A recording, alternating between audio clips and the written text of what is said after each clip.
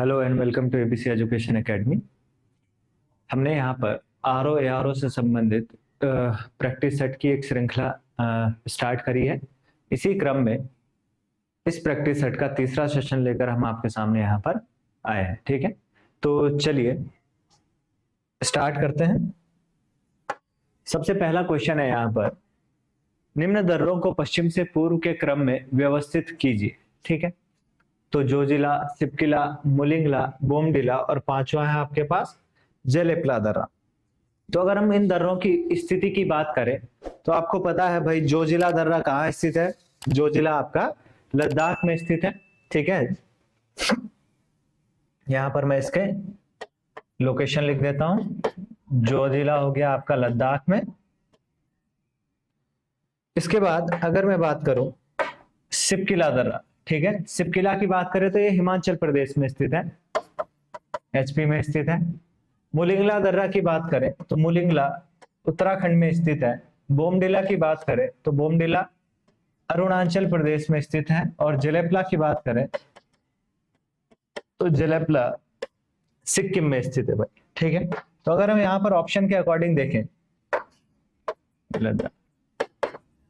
Option के according अगर इसे देखें तो ये वन फर्स्ट पोजीशन पे पश्चिम से पूर्व की ओर पूछा है ना, तो फर्स्ट, सेकंड, थर्ड, फोर्थ और फिफ्थ।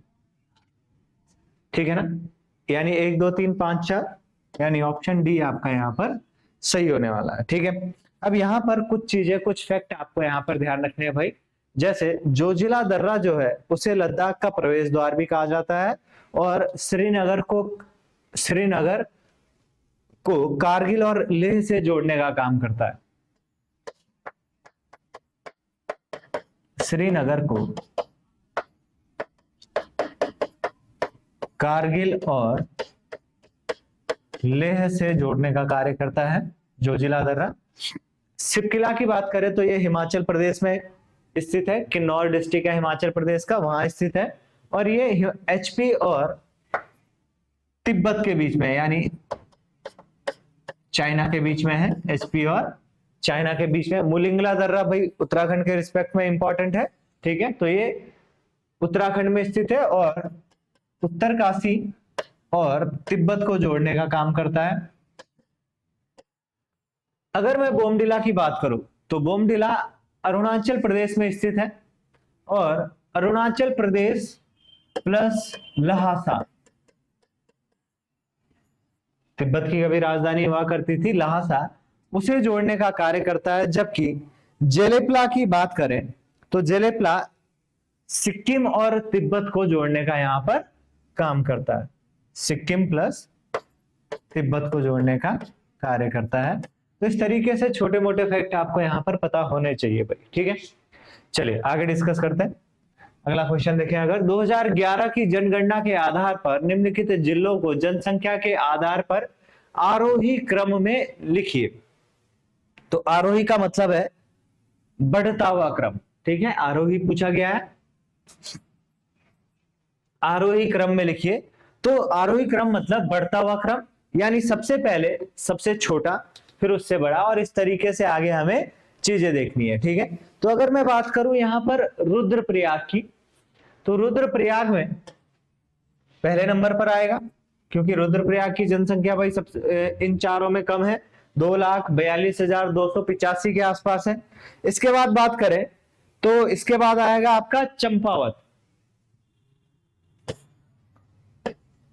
2,59,648 के आसपास है। इसके बाद अगर बात करें बागेश्वर की, ये तीसरे नंबर पर आएगा, 2,59,890 के आसपास। और इसके बाद बात करें अगर, ये चौथे नंबर पर यहां पर आएगा उत्तरकाशी की, इसकी जनसंख्या 3,30,086 के आसपास है। तो इस तरीके से यहां पर 3, 4, 2 और 1, 3, 4, 2 और 1, तो यानी आपका ऑप्शन सी सही होगा भाई। ठीक है, चलिए अगला क्वेश्चन देखते हैं। 2001 से 2011 के दशक में उत्तराखंड में जनसंख्या वृद्धि दर कितनी रही है। ठीक है, तो ये क्वेश्चन पूछ लिया गया था, ये प्रीवियस ईयर का क्वेश्चन भी है। तो 2001 से 2011 के बीच जो जनसंख्या दर रही थी वो 19.17% रही थी। कुछ बुक्स में 18 पॉइंट समथिंग भी दिया गया है, ठीक है ना। तो आप लोग इस फैक्ट को थोड़ा अच्छे से देख लीजिएगा भाई, है ना। अकॉर्डिंग टू ऑप्शन यहाँ पर 19.17% है, ठीक है। चलिए आगे देखते हैं, किस नदी के मुहाने पर एलियाबेट द्वीप समूह है। एक्चुअल में नर्मदा और तापी नदियां जो हैं वो पश्चिम की ओर प्रवाहित होती है, ठीक है, और जाकर कहां मिल जाती हैं, अरब सागर में जाकर मिल जाती हैं। और ये नदियां अक्सर, ये दोनों नदियां अपने मुहाने पर एस्चुरी का निर्माण करती हैं। ऐसा प्रश्न भी आ जाता है कि निम्न में से कौन सी नदियां एस्चुरी का निर्माण करती हैं अपने मुहाने पर, तो कौन सी हैं, नर्मदा और तापी नदियां। जबकि गोदावरी और कावेरी नदियां अपने मुहाने पर डेल्टा का निर्माण करती हैं, ठीक है, क्लियर है।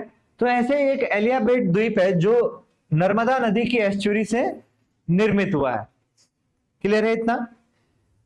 ऐसे ही अगर हम बात करें तापी नदी की, तो तापी नदी भी क्या है, खादियाबेट द्वीप का निर्माण करती है। अब अगर बात करें नर्मदा नदी की, तो नर्मदा का उद्गम भाई अमरकंटक पहाड़ी से होकर इसका उद्गम स्थल है, और ये लगभग 4 राज्यों में जैसे मध्य प्रदेश, गुजरात, महाराष्ट्र और राजस्थान में प्रवाहित होती है। एक क्वेश्चन ये भी पूछ लिया जाता है कि पूर्व से पश्चिम की ओर प्रवाहित होने वाली नदियां कौन कौन सी हैं, ठीक है। तो इस तरीके से भी आपके पास क्वेश्चन पूछ लिया जाता है। तो नर्मदा तापी पूर्व से पश्चिम की ओर प्रवाहित होने वाली नदियां हैं, ठीक है। चलिए आगे देखते हैं, तालेश्वर ताम्रपत्रों में किस राजवंश और राजधानी का पता चलता है। तो अगर तालेश्वर ताम्रपत्र की बात करते हैं तो ये पौरव वंश और उनकी राजधानी ब्रह्मपुर के बारे में हमें बताता है, ठीक है। ये जो तालेश्वर ताम्रपत्र है ये 1915 ईस्वी में देघाट नामक स्थल से हमें प्राप्त हुआ था, 1915 में देघाट। और ये देघाट कहां है भाई, ये भी आपको पता होना चाहिए, देघाट अल्मोड़ा में स्थित है, क्लियर है। अब यहां पर ये जो ताम्रपत्र है ये 6वीं शताब्दी का ताम्रपत्र है, 6वीं शताब्दी से संबंधित है ये ताम्रपत्र। इतनी चीजें आपको क्लियर होनी चाहिए। और इस ताम्रपत्र में अगर हम देखें तो द्विज वर्मन और द्वितीय वर्मन के बारे में यहां पर वर्णन मिलता है। तो इस ताम्रपत्र में द्विज वर्मन और द्वितीय वर्मन के बारे में हमें जानकारी मिलती है। और भाषा की अगर बात करें इस ताम्रपत्र की, तो ये ब्राह्मी भाषा में यहां पर लिखा गया है। तो इतने बेसिक फैक्ट आपको यहां पर इसके बारे में पता होने चाहिए, ठीक है। चलिए आगे देखते हैं, नेक्स्ट क्वेश्चन। गूंठ भूमि का अर्थ है, गूंठ भूमि मंदिरों को प्रदत्त भूमि को क्या कहा जाता था, गूंठ भूमि कहा जाता था। और इसे एक और नाम से भी जाना जाता था, विष्णु प्रीति, ठीक है, इसे विष्णु प्रीति के नाम से भी जाना जाता था। ऐसे एक और भूमि का प्रकार था जिसे कहा जाता था रौत भूमि, जो कि राजा द्वारा सैनिकों को युद्ध में बहादुरी के लिए प्रदान की जाती थी, ठीक है। तो ये बेसिक फैक्ट है, आपको पता होना चाहिए। चलिए आगे देखते हैं, भौगोलिक क्षेत्रफल की दृष्टि से उत्तराखंड राज्य भारतीय राज्यों में किस स्थान पर है। तो भाई बेसिक क्वेश्चन 18वें स्थान पर है, आपको पता होना चाहिए। जम्मू कश्मीर जब आपका क्या बना है, यूनियन टेरिटरीज बने हैं, तो उसके बाद ये 18वें नंबर पर यहाँ पर भौगोलिक क्षेत्रफल की दृष्टि से हमें यहाँ देखने को मिलता है। नेक्स्ट, नीचे लिखे नामों में उस नेपाली राजा का नाम इंगित कीजिए जिसने 12वीं सदी के अंत में खस देश, केदार भूमि और दानव भूतल प्रदेश पर राज्य किया था, ठीक है। तो आपको इन 4 ऑप्शन में से आपको ये बताना है कि वह कौन सा नेपाली राजा था। तो इसका आंसर है यहाँ पर अशोकचल, बहुत प्रतापी राजा था, ठीक है। इसकी जो मूल भूमि हुआ करती थी वो नेपाल के पश्चिमी पठार पर बेतड़ी नामक स्थान पर हुआ करती थी। अशोकचल का राज्य डोटी, बेतड़ी, दुलू और लगभग सारी मानस भूमि और केदार भूमि पर फैला हुआ था। यहाँ पर भाई आपको ध्यान रखना, अशोक चल से संबंधित एक प्रसिद्ध अभिलेख हमें यहाँ पर देखने को मिलता है, गोपेश्वर अभिलेख। ठीक है, इस गोपेश्वर अभिलेख में अशोक चल को क्या कहा गया है? परम भट्टारक महाराजाधिराज। ठीक है, गोपेश्वर अभिलेख में क्या कहा गया है? परम भट्टारक महाराजाधिराज।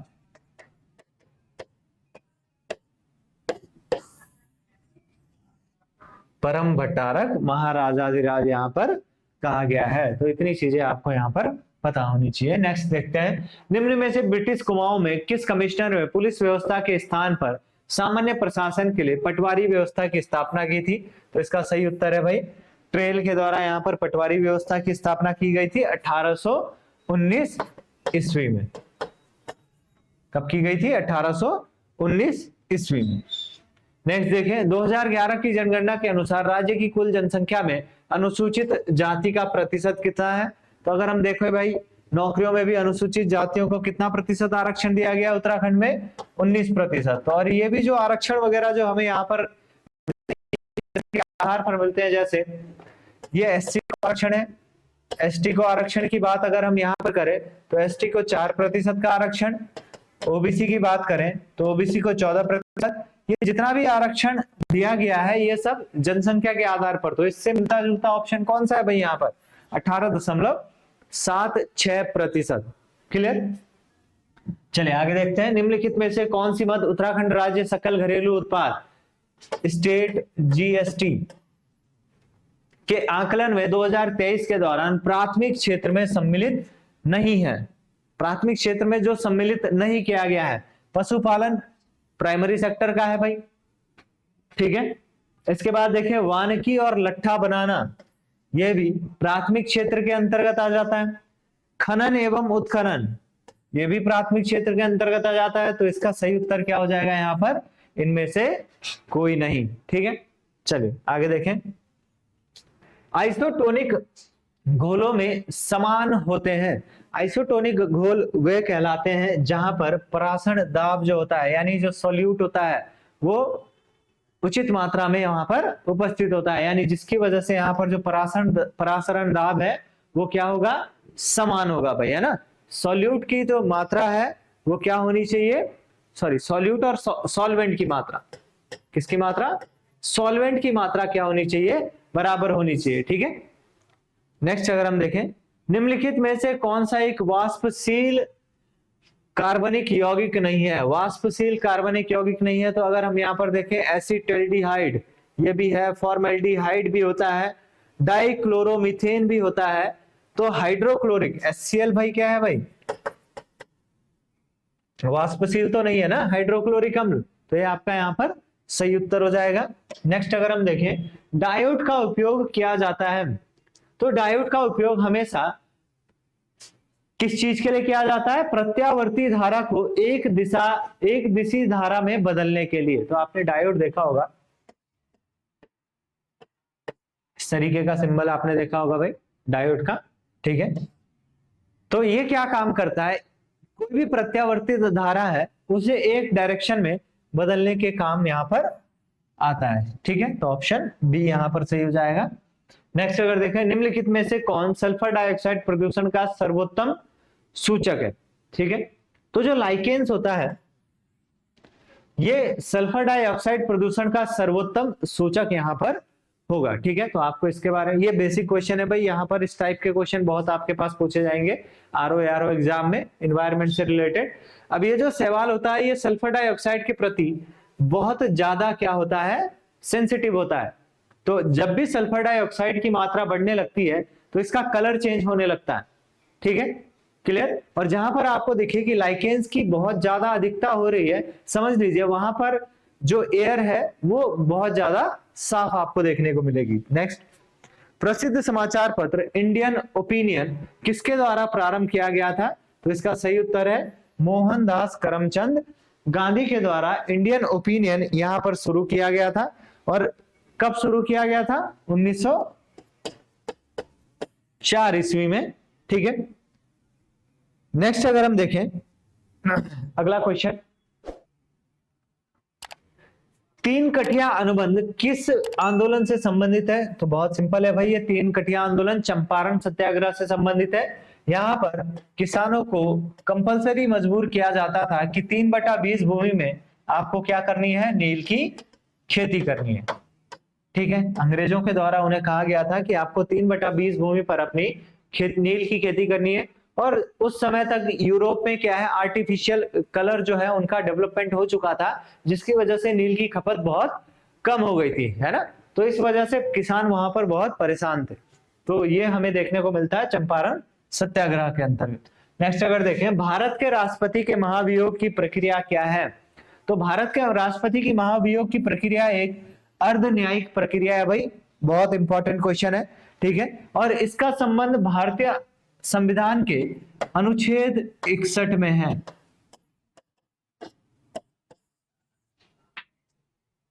ठीक है, आपको इतना बेसिक फैक्ट यहां पर ध्यान रखना है। नेक्स्ट आगे देखें, अगर एओ ह्यूम का वह जीवनी लेखक कौन था जो बाद में इंडियन नेशनल कांग्रेस का अध्यक्ष भी बना? तो अगर हम इन ऑप्शंस में देखें तो विलियम वेंडर वर्ग जो थे वो ऐसे लेखक थे जिन्होंने एओ ह्यूम की जीवनी को लिखा था, और ये बाद में इंडियन नेशनल कांग्रेस के भी यहाँ पर अध्यक्ष नियुक्त किए गए थे। नेक्स्ट अगर देखें हम यहाँ पर, निम्न में से किसको भंग नहीं किया जा सकता किंतु समाप्त किया जा सकता है? तो ये भाई हमारा जो उच्च सदन होते हैं, ठीक है, चाहे वो संसद का हो चाहे विधानमंडल का, उन्हें क्या है, भंग नहीं किया जा सकता है, किंतु राज्यसभा को तो समाप्त भी नहीं किया जा सकता। इसलिए राज्य विधान परिषद, इसे यहां पर समाप्त किया जा सकता है। ठीक है, तो आपको इतना बेसिक चीज पता होनी चाहिए। नेक्स्ट आगे देखें, निम्न में से कौन सी एक नियामक संस्था है? रेगुलेटरी अथॉरिटी कौन सी है यहाँ पर? तो अगर हम देखें, राष्ट्रीय विकास परिषद, joint stock company, steel authority, security, SEBI की बात करें तो सेबी क्या करती है? एक रेगुलेटरी बॉडी है, रेगुलेट करती है स्टॉक एक्सचेंज को। ठीक है, तो सेबी यहां पर आपका सही आंसर हो जाएगा। तो यहां पर अगर हम देखें सेबी की स्थापना की बात करें तो सेबी की स्थापना 12 अप्रैल 1988 को हुई थी। इसका मुख्यालय मुंबई में स्थित है, और इसके वर्तमान अध्यक्ष की बात करें अगर तो मधाबी पुरी बुच। ठीक है, यहां पर नाम लिख दे रहा हूं, मधाबी पुरी बुच इसके क्या है? वर्तमान अध्यक्ष है। नेक्स्ट अगर देखें, 124वां संवैधानिक संशोधन विधेयक निम्न में से किसके संबंधित है? तो 124वां संविधान संशोधन विधेयक की बात करें तो ये आर्थिक रूप से पिछड़े वर्गों के लिए यानी ईडब्ल्यूएस, और इस विधेयक का जो संशोधन हुआ है वो 103वां संविधान संशोधन अधिनियम है।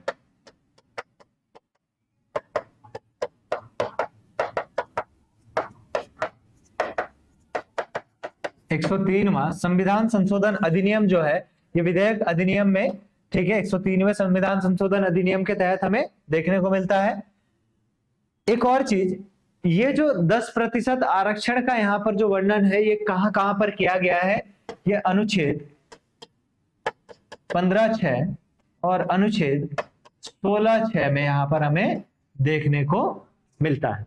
ठीक है, चलिए आगे अगर हम देखें, फसल वर्ष 2022-23 के लिए भारत में राष्ट्रीय स्तर पर खाद्यान्न उत्पादन का कितना लक्ष्य रखा गया है? तो यहाँ पर जो खाद्यान्न उत्पादन का लक्ष्य रखा गया है वो 328 मिलियन टन रखा गया है। पिछले वर्ष की तुलना में 4 वर्ष अधिक यहाँ पर रखा गया है। नेक्स्ट, तेंदुलकर प्रविधि के आधार पर वर्ष 2011-12 के लिए भारत की गरीबी दर क्या थी?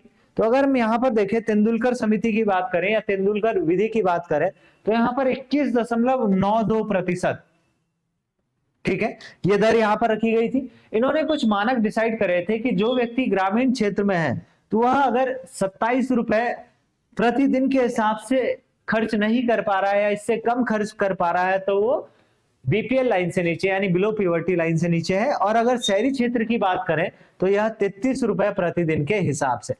तो ये जो तेंदुलकर समिति थी ये वर्ष 2005 में गठित की गई थी और वर्ष 2009 में इसने अपनी रिपोर्ट यहां पर सबमिट की थी।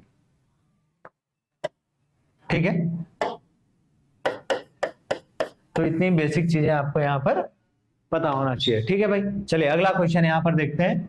सरकारिया आयोग का मुख्य कार्य क्या था? तो जो सरकारिया आयोग था वह केंद्र राज्य संबंधों के पुनर्निरीक्षण के लिए यहां पर बनाया गया था। अगर हम सरकारिया आयोग के गठन की बात करें तो इसका गठन जून 1983 में किया गया। जून 1983 में इसका गठन यहां पर हमें देखने को मिलता है और इसने अपनी रिपोर्ट सबमिट करी। वह रिपोर्ट 1988 में यहां पर इन्होंने अपनी रिपोर्ट सबमिट करी थी। ठीक है, नेक्स्ट क्वेश्चन अगर हम यहां पर देखते हैं, सूची 1 में दी गई झीलों का सुमेलन सूची 2 में दिए गए स्थानों से करिए और नीचे दिए गए कोड से सही उत्तर को बताइए। तो अगर हम यहां पर बात करें सात ताल कहां पर स्थित है भाई? नैनीताल में स्थित है। द्रोण सागर ताल की बात करें तो द्रोण सागर ताल काशीपुर में स्थित है। डोडी ताल की अगर हम यहां पर बात करते हैं तो डोडी ताल आपका उत्तरकाशी में स्थित है। और अगर बिरही ताल की बात करें तो बिरही ताल यहाँ पर चमोली में स्थित है, यानी पहले का तीसरा। ठीक है, तो यहाँ पर ऑप्शन बी आपको यहाँ पर देखने को मिलेगा। क्लियर है, तो ये आपका सही उत्तर हो जाएगा। नेक्स्ट अगर देखें, चार्ल्स बेबेज द्वारा डिजाइन किया गया प्रथम यांत्रिक कंप्यूटर कहलाता है? तो एनालिटिकल इंजन। ठीक है, ये जो एनालिटिकल इंजन है यही क्या कहलाता है? पहला यांत्रिक कंप्यूटर कहलाता है, जिसकी खोज या जिसे 1837 ईस्वी में चार्ल्स बेबेज के द्वारा यहां पर बनाया गया था। चलिए आगे देखें, किस तरह का प्रक्रम छोटी फाइल बनाता है जिसका इंटरनेट पर स्थानांतरण तीव्र गति से हो जाता है? आप क्या कहते हो? कंप्रेसिव फाइल है ना, कंप्रेस्ड फाइल कहते हो उसे। यानी कंप्रेशन वह तरीका है जिससे किसी भी फाइल का साइज कम कर दिया जा सकता है। नेक्स्ट अगर देखें, म्यांमार की सीमा के सहारे भारत के राज्यों का उत्तर से दक्षिण का सही क्रम बताइए। तो यहां पर अगर हम देखें भाई,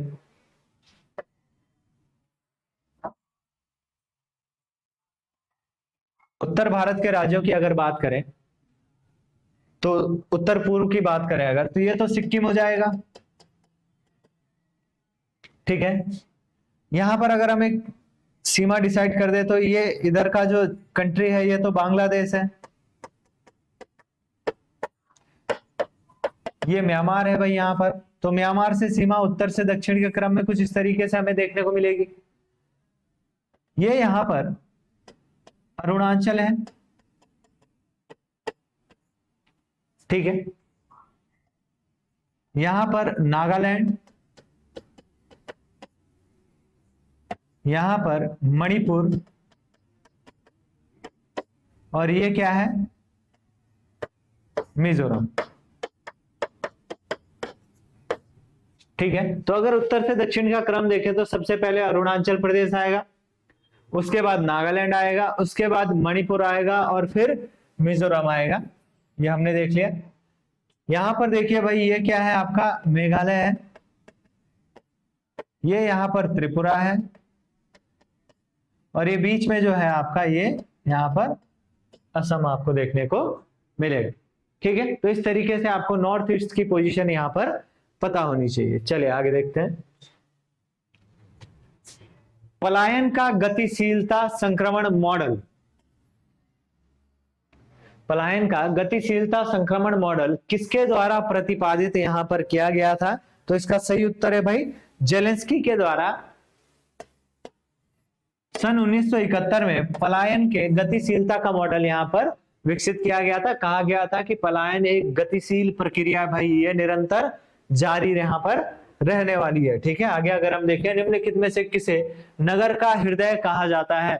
तो हम यहां पर देखें, नगर के हृदय की बात करें अगर, तो केंद्रीय व्यापारिक क्षेत्र, बेहतर आवास क्षेत्र, बेहतर आवास होना चाहिए, बेहतर आवास क्षेत्र, बेहतर सामाजिक सुविधा वाला क्षेत्र और नित्य प्रति आवाजाही व यात्री क्षेत्र।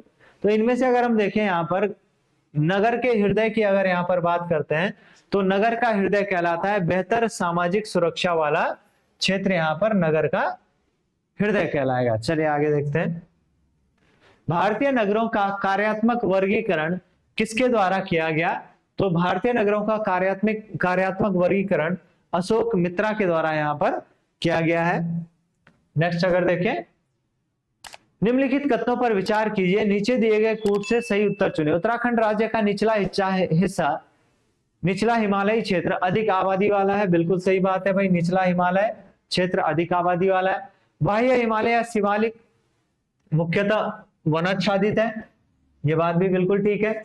भाबर क्षेत्र में अधिकांश मृदाओं के मोटे निक्षेप पाए जाते हैं, ये स्टेटमेंट गलत है भाई, क्योंकि भाबर में क्या होता है, भाबर में तो बहुत बड़े बड़े कंकड़ पत्थर आपको वहां पर देखने को मिलेंगे, मृदा वहां पर देखने को नहीं मिलती है।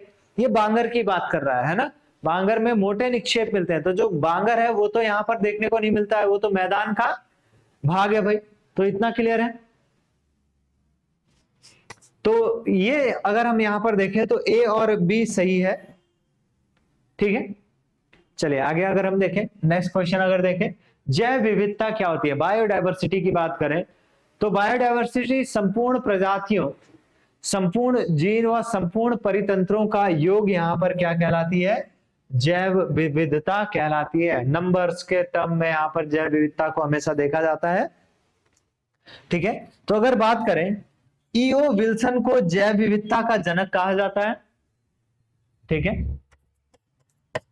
ईओ विल्सन इन्हें जैव विविधता का जनक कहा जाता है, ठीक है। चलिए आगे देखें, बजट 2023-24 के संदर्भ में कौन सा कथन असत्य है? तो वित्तीय वर्ष 2023-24 में राजकोषीय घाटे को जीडीपी का 4.6% निर्धारित किया गया है, ये डेटा गलत है भाई, इसे 5.9% निर्धारित किया गया है। वित्तीय वर्ष 2023-24 में राजस्व घाटे को जीडीपी का 2.9% निर्धारित किया गया है, बिल्कुल सही है। वित्तीय वर्ष 2023-24 में प्रभावी राजस्व घाटे को जीडीपी का 4.5% निर्धारित किया गया है, तो ये भी सही है भाई। तो संदर्भ में कौन सा असत्य है? तो पहला वाला असत्य है, यानी यही हमारा आंसर यहां पर हो जाएगा। चलिए आगे देखें, भारत को गणतंत्र क्यों कहा जाता है? क्योंकि इसकी विधानमंडलों की अधिकतम संख्या जनता द्वारा, बिल्कुल नहीं। यह राज्यों का एक संघ है, बिल्कुल नहीं। भारतीय नागरिक मूलभूत अधिकारों का उपयोग करती है, ये भी नहीं है। यहां राज्य का प्रमुख निर्धारित अवधि के लिए निर्वाचित किया जाता है, इसलिए भारत को गणतंत्र कहा जाता है। चलिए आगे देखें, अगर उत्तराखंड बजट 2023-24 की प्राथमिकताओं में शामिल नहीं है, तो आपको प्राथमिकताओं की बात करेंगे और यहाँ पर, तो यहाँ पर सप्त किरण मॉडल आपको यहाँ पर एक देखने को मिलेगा। वहां पर 7 प्राथमिकताएं उत्तराखंड बजट में, इस वर्ष के बजट में दी गई हैं। उन प्राथमिकताओं की अगर बात करें तो स्वास्थ्य सुविधाओं की सुलभता दिया गया है, निर्बाध कनेक्टिविटी भी है, प्रौद्योगिकी आधारित विकास भी दिया गया, जबकि महिला सशक्तिकरण की यहाँ पर बात नहीं कही गई है, तो इसलिए ऑप्शन डी यहाँ पर सही ऑप्शन हो जाएगा। चलिए अगला क्वेश्चन देखते हैं, निम्नलिखित में से कौन सा युग्म सुमेलित है? यहाँ पर दिया गया है तराइन का प्रथम युद्ध, तो तराइन का प्रथम युद्ध 1191 ईस्वी में हुआ था, तो ये तो गलत है। पानीपत का द्वितीय युद्ध 1556 ईस्वी में हुआ था, ठीक है, ये भी गलत है।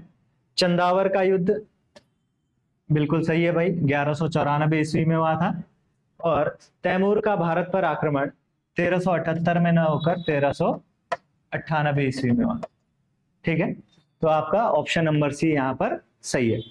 इसमें आपको कुछ बेसिक चीजें पता होनी चाहिए, जैसे तराइन का प्रथम युद्ध 1191 में मोहम्मद गौरी और पृथ्वीराज चौहान के मध्य हुआ। ऐसे ही तराइन का द्वितीय युद्ध 1192 में सेम मोहम्मद गौरी और पृथ्वीराज चौहान के मध्य। पानीपत के युद्ध की बात करें तो पहला 1526 में बाबर और इब्राहिम लोदी के मध्य हुआ था, दूसरा अकबर और हेमू के मध्य 1556 में, और तीसरा 1761 में अहमद शाह अब्दाली और मराठाओं के मध्य हुआ था। आगे अगर बात करें चंदावर के युद्ध की, तो चंदावर का युद्ध मोहम्मद गौरी और जयचंद के बीच में 1194 ईस्वी में हुआ था, और बाकी तो ये ठीक है, ठीक है। 1398 में तैमूर का भारत पर आक्रमण। चलिए, भारत के किस केंद्र तथा प्रांतों के मध्य विधायी शक्तियों को विभाजित करने वाला संघीय ढांचा सर्वप्रथम इसके द्वारा अंगीकृत किया गया था? तो वह अधिनियम आपको बताना है जिसके द्वारा क्या है, केंद्र तथा प्रांतों के मध्य, क्वेश्चन को समझना जरूरी है भाई, केंद्र तथा प्रांतों के मध्य विधायी शक्तियों को विभाजित करने वाला संघीय ढांचा। ठीक है, तो इसका अगर सही उत्तर देखें तो ये होगा भारत सरकार अधिनियम 1935 के तहत।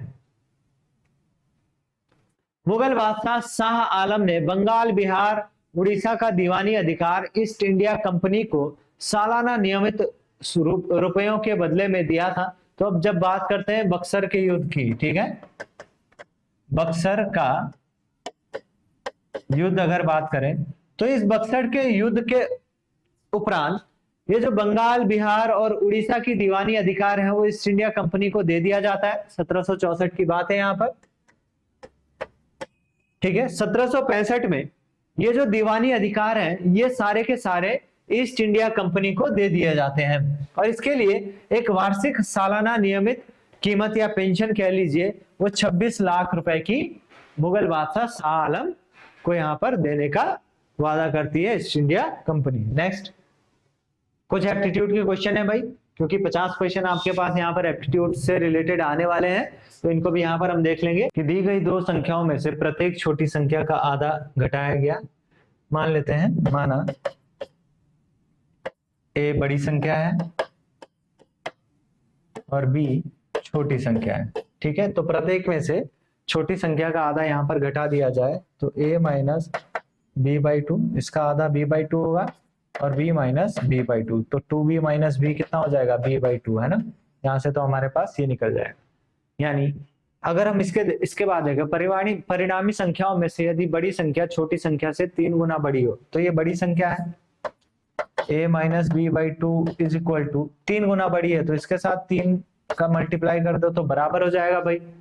इस b बाई टू को यहाँ ले जा सकते हैं तो a is equal to 3b by two plus b by two, तो देखेंगे इसे तो 4b बाई टू यानी आ जाएगा 2b, तो a is equal to 2b।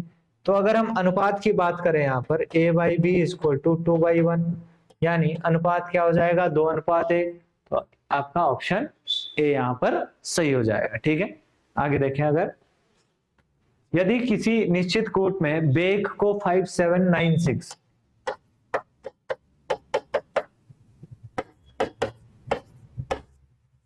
और फायर को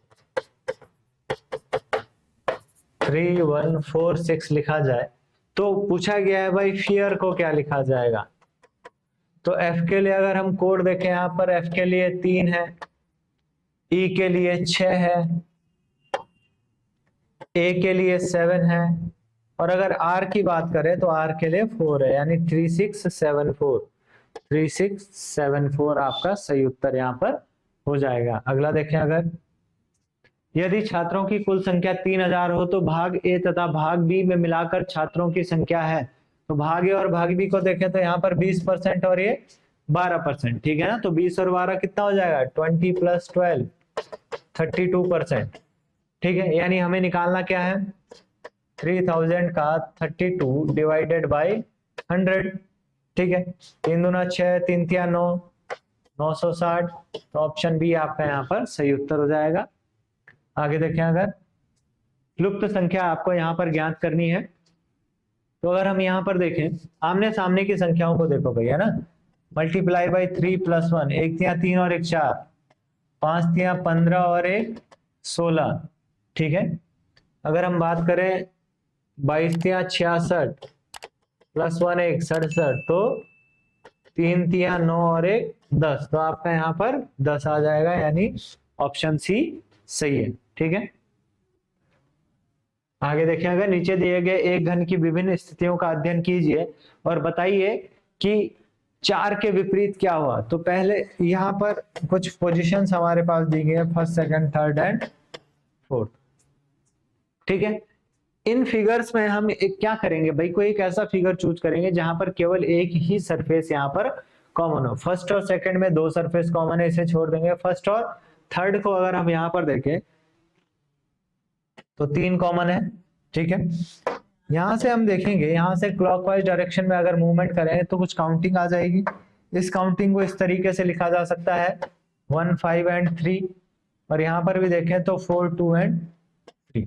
तो 1 के अपोजिट 4 हो जाएगा, 5 के अपोजिट 2 हो जाएगा, और 3 के अपोजिट यहाँ पर 6 हो जाएगा। तो पूछा गया है कि 4 के विपरीत क्या होगा, तो 4 के विपरीत आपका 1 यहाँ पर देखने को मिल जाएगा, सही उत्तर हो जाएगा। नेक्स्ट अगर देखें, नीचे दिए गए चित्र में वर्गों की संख्या बताइए। तो 5 वर्ग अंदर वाले में है भाई, इसमें दिख रहा है 5, ऐसे ही यहाँ पर बाहर वाले में है 5 दूनी 10, 5 ऐसे ही बिल्कुल बाहर वाले में आपको देखने को मिलेंगे 15, एक ये वाला आपको यहाँ पर देखने को मिलेगा 16, और एक यहाँ पर ये देखने को मिलेगा तो 17। तो आपका सही उत्तर क्या हो जाएगा, 17। नेक्स्ट अगर देखें, नीचे दिए हुए भिन्नों को घटते हुए क्रम में व्यवस्थित कीजिए। सीधा मान निकाल लीजिए भाई, 3 छका 18, ठीक है, 5 चकू 20, अप्रोक्स वैल्यू 8 तिया 24, 0.5 यानी 0.3, 0.5। तो सबसे बड़ी संख्या कौन सी है भाई, अगर हम यहाँ पर देखें किस क्रम में व्यवस्थित करना है, घटते हुए क्रम में, यानी सबसे पहले सबसे बड़ी, ठीक है, तो 0.5 है भाई, सॉरी 5 8 40, 0.8। तो सबसे पहले 4.5 आ जाएगा, यानी 4/5 आ जाएगा, ठीक है। 4/5 के बाद क्या आ जाएगा भाई, 2/3 आ जाएगा, उसके बाद 1/2 आ जाएगा, और फिर 3/8 आ जाएगा। तो ये आपका सही उत्तर यहाँ पर हो जाएगा। नेक्स्ट अगर देखें, दिखाए गए चित्र में त्रिभुज व वर्गों की संख्या यहाँ पर ज्ञात कीजिए। तो अगर हम यहाँ पर वर्गों की संख्या पहले काउंट कर लेते हैं, तो अगर हम यहाँ पर देखें इस बाहर वाले में, तो बाहर वाले में वर्गों की संख्या 5, 1 2 3 4 और एक बड़ा वाला 5, ऐसे इसमें देखें अगर, ठीक है। तो इसमें अगर हम देखें तो इसमें भी वर्गों की संख्या कितनी आ जाएगी आपकी, इस तरीके से देखेंगे, है ना, ये छोटे वाले 1 2 3 4, इसमें भी 5, यानी 5 और 5 10 वर्ग यहाँ पर हो जाएंगे। तो 10 वर्ग से संबंधित कौन सा ऑप्शन है, ये है। अगर त्रिभुज की बात करें तो त्रिभुज इसमें 44 होंगे भाई, ठीक है। चलिए आगे देखते हैं कि बिल एक काम को 50 दिनों में पूरा करता है, एलन उसी काम को 25 दिनों में पूरा कर लेता है। बिल को मैंने बी से लिखा, एलन को ए से लिखा। एक 50 दिन में अकेले काम पूरा करता है और एक 25 दिन में पूरा करता है। बिल 10 दिनों तक अकेले काम किया, उसके बाद एलन भी शामिल हो गया और काम को समाप्त किया। दोनों ने साथ मिलकर कितना प्रतिशत काम किया, तो इतना क्लियर है भाई। इन दोनों का अगर हम यहाँ पर एलसीएम देख लें तो 50 आ जाएगा। ये आपका टोटल वर्क को, यानी कुल जो काम करना है उसको डिनोट करेगा। अब यहाँ से इसकी क्षमता, एफिशिएंसी आ जाएगी। बिल की क्षमता कितनी है भाई, तो टोटल वर्क को एफिशिएंसी से, टोटल वर्क को नंबर ऑफ डेज से डिवाइड कर दो तो एफिशिएंसी हो जाएगी, यानी ये एक काम प्रतिदिन के हिसाब से कर सकता है। और इसकी बात करें तो ये 2 काम प्रतिदिन, 50/25 2, ठीक है। तो ये यहाँ पर क्षमता हो जाएगी। अब बिल ने यहां पर देखें, अगर बिल 10 दिनों तक काम करता है, बिल एक दिन में, ये पर डे कितना काम कर लेता है, यही क्षमता होगी। बिल एक दिन में एक काम करता है तो 10 दिन में कितना काम करेगा, 10 डेज में बिल द्वारा किया गया कार्य एक दिन में एक करता है तो 10 दिन में कितना करेगा, 10। तो बचा हुआ काम अगर हम यहां पर देखें, ये हमें ध्यान रखना है, तो बचा हुआ काम कितना हो जाएगा, 50 - 10 यानी 40। इस काम को ये दोनों लोग मिलकर यहां पर करने वाले हैं भाई, ठीक है। तो यहां क्वेश्चन क्या पूछा गया है कि दोनों ने साथ मिलकर कितना प्रतिशत काम किया। तो कितना प्रतिशत काम किया ये निकालना है, यानी 50 का कितना प्रतिशत है ये निकालना है, ठीक है। दिन वगैरह नहीं निकालने हैं, तो 40/50 गुणा गया, 40/50 गुणा गया। बस ये बचा हुआ काम, ये टोटल काम मल्टीप्लाई बाय 100 परसेंटेज निकालने के लिए, तो 50 गुना 100, 40 गुना 80। तो दोनों व्यक्तियों ने कुल मिलाकर 80% यहां पर कार्य किया। 10 वर्ष पहले राम और रहीम की आयु का अनुपात 1:3 था। अब से 5 वर्ष बाद उन दोनों की आयु का मान लीजिए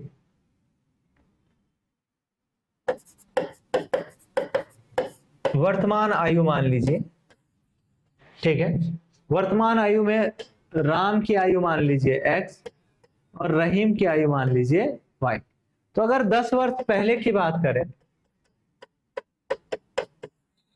10 वर्ष पहले की अगर बात करते हैं तो x - 10, रहीम की आयु भी क्या हो जाएगी y - 10 10 वर्ष पहले। और इनका जो रेशियो दिया गया है वो कितना दिया गया है 1/3। यानी यहां से अगर इक्वेशन बनाई जाए तो 3x - 30 = y - 10 आ जाएगा, यानी 3x - y = 20 आ जाएगा। ये इक्वेशन फर्स्ट यहां से आपकी बन जाएगी। और क्या पूछा गया है कि 5 वर्ष बाद, वर्तमान आयु हमें पता है ना, तो 5 वर्ष बाद x + 5 और y + 5 इसका अनुपात कितना है यहाँ पर 2/3। यहां से भी एक और इक्वेशन बन जाएगी 3x + 15 = 2y + 10। तो 3x - 2y = -5। तो ये इक्वेशन सेकंड यहाँ पर बन जाएगी। हमें क्या करना है भाई, इक्वेशन फर्स्ट और सेकंड को यहाँ पर सॉल्व करना है। तो ये कुछ इस तरीके से सॉल्व हो जाएगा 3x - y = 20, 3x - 2y = -5। Subtract कर दीजिए, ठीक है। तो y = कितना आ जाएगा 25। तो y की वैल्यू यहाँ पर कितनी आ गई 25।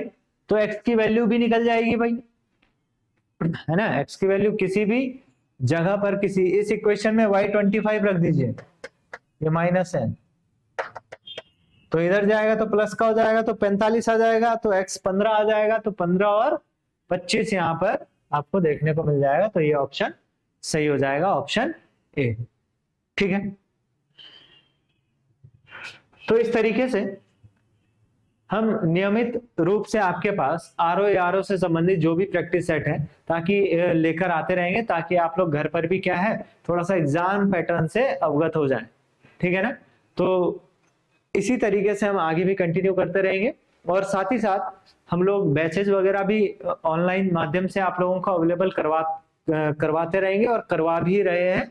आपका RO का बैच हम लोगों ने ऑनलाइन माध्यम में स्टार्ट भी यहाँ पर किया है, ठीक है। तो जहां पर नियमित तौर पर 3 से 4 घंटे की कक्षाएं होती हैं, ठीक है। बाकी आप चैनल को लाइक कीजिए, शेयर कीजिए, सब्सक्राइब कीजिए और इसी तरीके से हम आप लोगों की मदद एग्जाम के लिए लगातार करते रहेंगे। धन्यवाद।